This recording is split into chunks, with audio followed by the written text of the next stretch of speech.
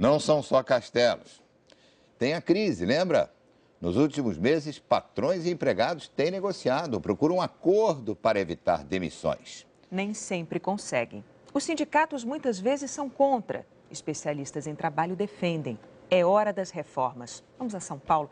Mariana Godoy, nós ouvimos sindicatos, empresários e um professor de relações trabalhistas. Conta pra gente o que eles disseram. Bom, ouvimos todos, Renata, e entre os especialistas não há dúvida. Paga-se muito para contratar no Brasil. E para corrigir essas distorções, todos dizem que uma reforma nas leis trabalhistas é fundamental. O problema é que a urgência dessa discussão só parece ficar clara em época de crise. Levanta as duas mãos, por favor, segurando na mão dos companheiros.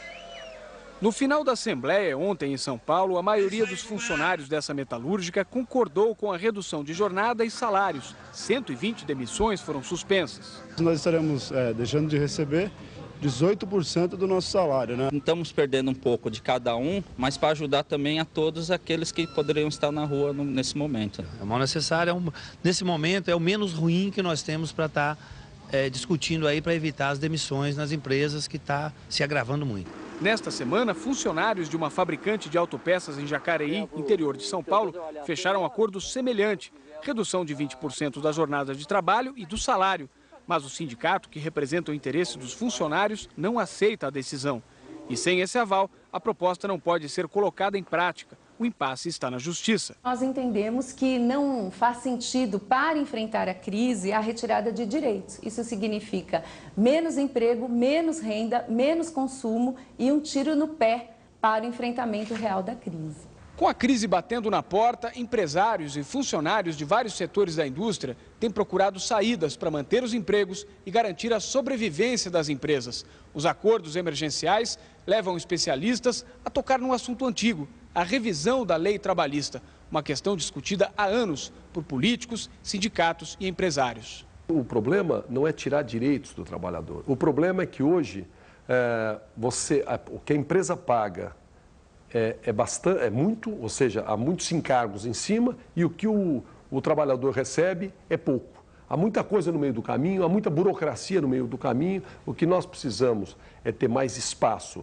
para o negociado, menos legislado e mais negociado, menos engessamento e fazer de tal forma que o que a empresa pague vá mais ao bolso do trabalhador. As despesas de contratação no Brasil, diz o professor da Faculdade de Economia e Administração da USP, José Pastore, ultrapassam o valor real do salário. Ou seja, somando-se obrigações sociais como previdência, fundo de garantia, com outras despesas como férias, feriados, aviso prévio e 13º, por exemplo, a empresa gasta 102,43% a mais do salário pago para o empregado. Essa despesa de contratação, ela é tão alta no Brasil que induz a informalidade, induz o desemprego, induz a automação e também induz a sonegação, porque a sonegação na área previdenciária ainda é muito grande no Brasil. Segundo Pastore, em outros países o custo é menor. Na França é de quase 80%, no Japão é 12% e nos Estados Unidos 9% do valor do salário. Se você vai pensar numa reforma de amplo espectro, então você teria que pensar naquilo que é praticado nos países onde se gera mais emprego. Em geral, onde se gera mais emprego é onde há mais investimentos, é claro, e também onde há uma legislação amigável, né?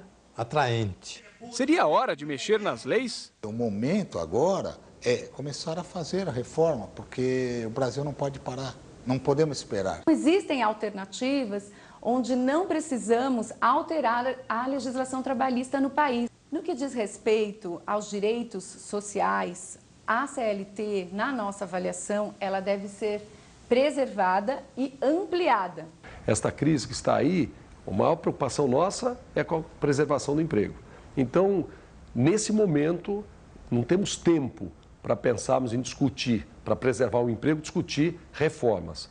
Eu entendo que nós temos que aproveitar o que a lei prevê, o que a lei oferece e aproveitarmos para dar alternativas evitando o desemprego. Quando a economia está mal, você quer fazer uma reforma trabalhista total, completa. Não é possível isso aí. Então é preciso aproveitar, e o Brasil, infelizmente, perdeu a oportunidade de fazer uma reforma trabalhista mais ampla nesses últimos 5, 6 anos, em que a economia foi muito bem.